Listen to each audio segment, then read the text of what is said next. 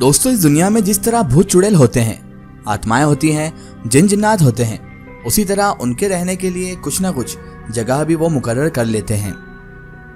जी हाँ, कई घर, कई मकान, कई बंगले या कई हवेलियां ऐसी हैं जिनमें भूतों, प्रेतों और जिन्नातों का वास है। इसमें उन भूत प्रेत जिन्नात की कोई गलती नहीं होती।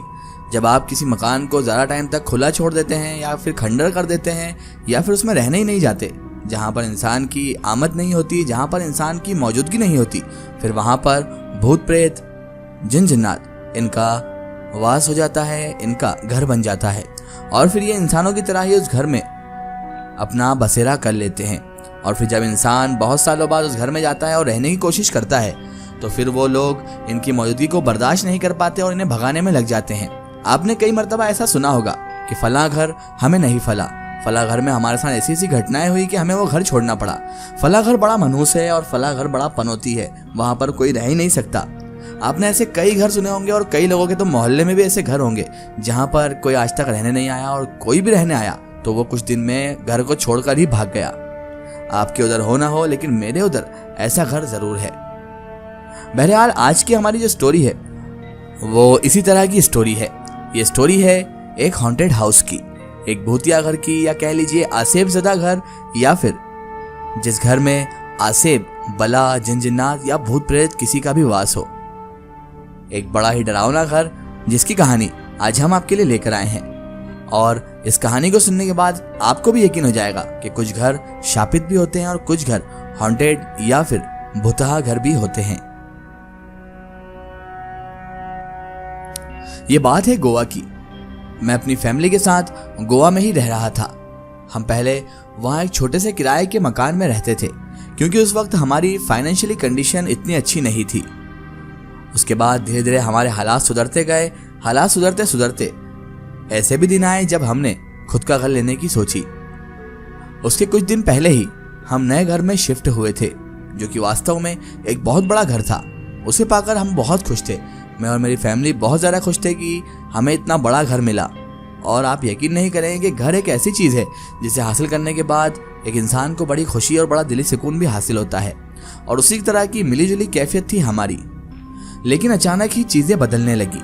हमारा परिवार बहुत ही बड़ा है और मेरी माँ का परिवार आमतौर पर हमसे मिलने भी आता है, यानी कि मेरे ननिहाल वाले। हमारा परिवार बहुत ज़्यादा बड़ा था। ये बात है उस रात की कि जिस रात मेरे सभी चचेरे भाई और रिश्तेदार हमारे घर आए हुए थे और रात के खाने के बाद हम सभी लोग लिविंग रूम में बैठे हुए थे और गपशप कर रहे थे। आपको पता ही है कि जब रिश्तेदार और कजिन्स इकट्ठे होते हैं तो लोग गपशप में इस तरह मगन हो जाते हैं कि उन्हें आसपास का तो कोई ध्यान ही नहीं रहता और अपनी बातों में मगन होकर वो इधर उधर की हाँकने लगते हैं, इधर उधर की लफासियाँ और गप्पे छोड़ने लगते हैं। बहरहाल, अपनी मम्मी के बचपन की बातें सुन रहे थे हम लोग और हंस भी रहे थे कि तभी अचानक मेरी मम्मी ने बात करना ही बंद कर दिया और अचानक से उन्हें पता नहीं क्या हुआ कि वो अचानक से फर्श पर लेट गई। शुरू में हमें से किसी ने इस बात पर ध्यान नहीं दिया। मेरे पिताजी को एहसास हुआ कि मेरी माँ ने बात करना क्यों बंद कर दिया है। तब उनकी नज़र माँ की तरफ गई और माँ को फर्श पे लेटा हुआ देखकर और ये देखकर कि वो हिल भी नहीं रही थी, पिताजी अचानक से घबरा गए। मेरे पिताजी ने माताजी से पूछा कि क्या हुआ तुम्हें, लेकिन वो अब भी लेटी हुई थी, बिल्कुल एक जैसी चित्त लेटी हुई थी। वैसी की वैसी लेटी रही, बिना किसी हरकत को किए वो कुछ भी नहीं बोल रही थी और वो अब भी ऐसी ही लेटी हुई थी। उनके चेहरे पर एक डर बहुत साफ साफ दिख रहा था, जैसे कि वह किसी चीज से दूर होने की बहुत कोशिश कर रही हो लेकिन वो चीज उन्हें छोड़ नहीं रही हो। अंत में माँ ने बहुत प्रयास के साथ कहा, या अल्लाह, और यह कहते ही वह खड़ी हो गई और सोफे पर जाकर बैठ गई। हमने माँ से पूछा कि क्या हुआ था, आप अचानक से फर्श पे कैसे लेट गईं? तो उन्होंने हमें बताया कि कोई उनका गला घोटने की कोशिश कर रहा था और वो कुछ कहने के लिए सांस भी नहीं ले पा रही थी या कुछ बोल भी नहीं पा रही थी। उनका पूरा ध्यान उसी तरफ था और जब भी वो एक जैसी लेटी हुई थी। हम सभी बहुत भयभीत थे लेकिन हम कुछ भी कर नहीं सकते थे क्योंकि ये आधी रात की बात थी। उस वक्त ना इस घर को छोड़कर कहीं जाया जा सकता था और ना ही किसी को इस घर के इलाज के लिए बुलाया जा सकता था। किसी मौलवी साहब या आमिल साहब को भी बुलाने से हम अभी कासिद थे, क्योंकि रात की आधी पहर में हम कब किसी को बुलाने जाते और कैसे इस घर को छोड़ते। अब हमें कुछ समझ में नहीं आ रहा था। हमें सिर्फ इंतजार था तो सुबह का।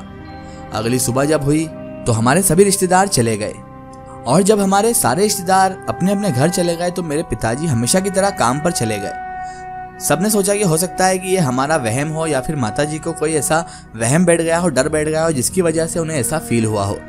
हालांकि मुझे और मेरी माँ को अब भी डर लग रहा था, लेकिन हमने पिताजी को बोला कि सब ठीक है और सुबह की बात है, कुछ होगा तो आपको तुरंत बुला लेंगे।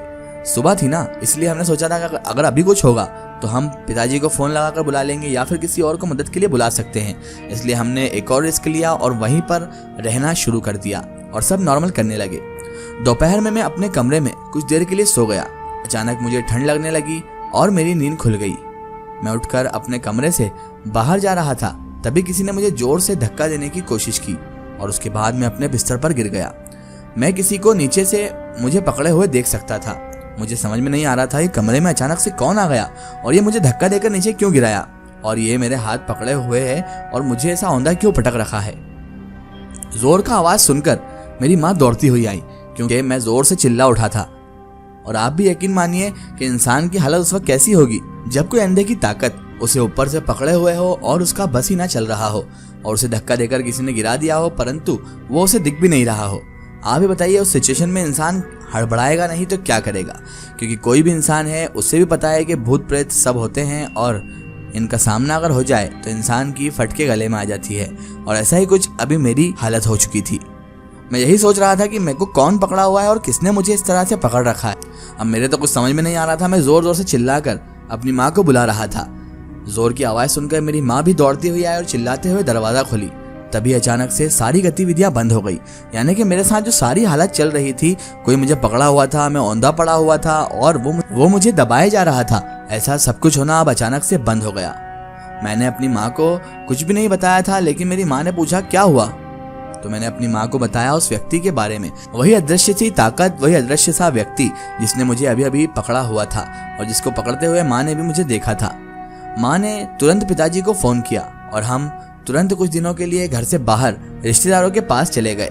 हमें लगा कि हमें यहाँ पर थोड़े दिन के लिए कहीं और चले जाना चाहिए। शायद हमारे दिमाग में वहम हो या फिर शायद यहाँ पर कोई ऐसी ताकत हो जिसे हमारी मौजूदगी अच्छी नहीं लग रही हो। लेकिन ये भी इसका सोल्यूशन नहीं था।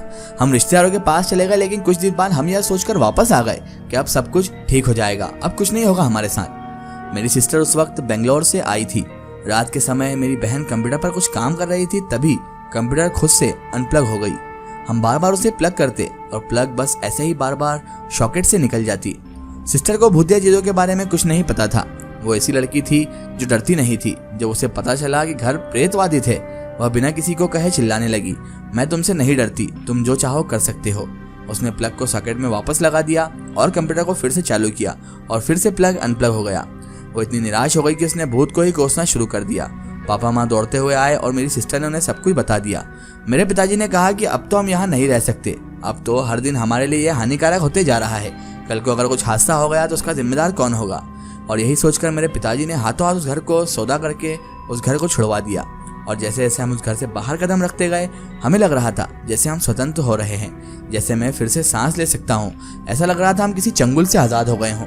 और फिर जब पिताजी ने उस घर के बारे में मालूम किया, आस पड़ोस में पूछताछ की गई और सबसे पूछा गया, तब जाके मालूम पड़ा कि उस घर में जिन्नातों का वास है और वो जिन्नात किसी को भी इस घर में टिकने नहीं देते। खुदा का शुक्र है कि हमें उस जिन्नातों ने कुछ गलत नहीं किया।